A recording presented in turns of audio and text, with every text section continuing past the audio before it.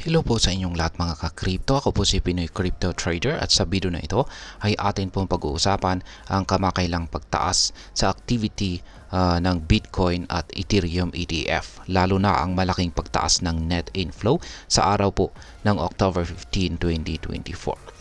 Pero bago po tayo magpatuloy ay nais ko lamang po munang bigyang linaw ang aking disclaimer kung saan ang nilalaman po ng video na ito ay hindi po ito isang financial advice.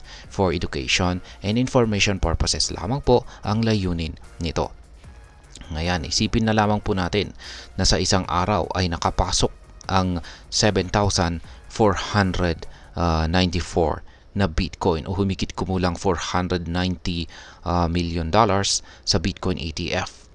Isa sa mga malalaking holders nito ay ang Fidelity na tumanggap ng 3,627 na Bitcoin o halos $237 million po yan.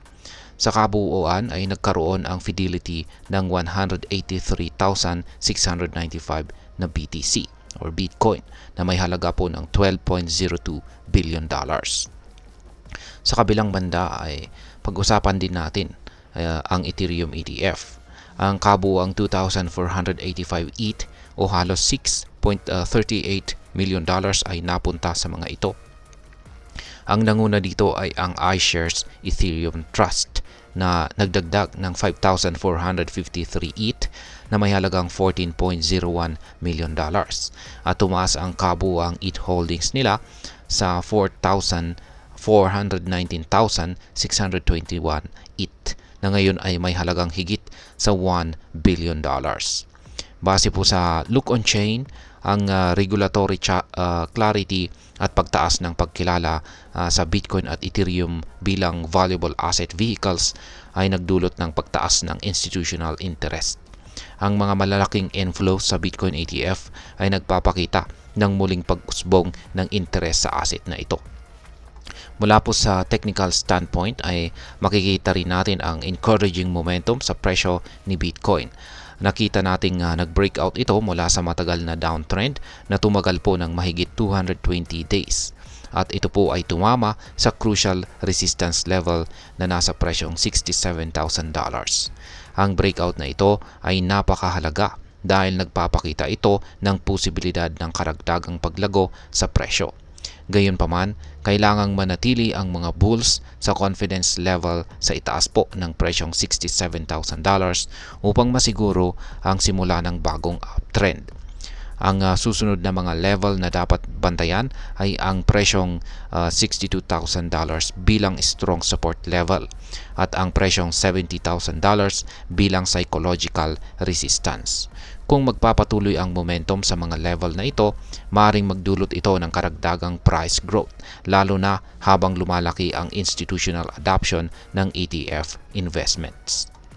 Ngayon ay ang masasabi ko naman po rito ay sa tingin ko napaka-exciting naman po ang mga developments na ito sa cryptocurrency market.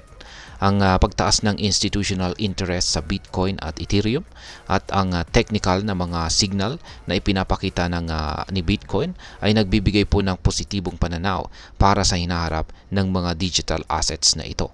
Ngunit syempre, mahalaga pa rin ang mag-ingat at maging maalam sa bawat investment na ginagawa. Ang volatility ng cryptocurrency market ay palaging nandyan at kinakailangan ng matalinong desisyon at masusing pagsusuri. Kaya naman, para sa mga interesadong mag-invest, magandang magkaroon po ng pagsisiyasat at pag-aaral muna ang kailangan bago po tayo sumabak dito. Ayan, para sa mga nagmamasid lang ay exciting talagang tignan kung saan patungo ang market na ito sa mga susunod na buwan at taon. At ayan, hanggang dito na lamang po tayo sa video na ito mga ka-crypto.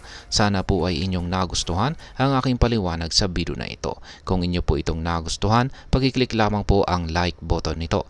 Para naman po sa mga bago lamang dito, kayo po ay aking inaanyayahan para mag-subscribe. Pag-click na rin po ang bell icon nito dahil ito po ang siyang magsisilbing notification nito sa mga bago kong videos na akin pong ina-upload sa aking YouTube channel na ito. Marami pong salamat sa panunood, ingat po tayo lagi at God bless po sa ating lahat.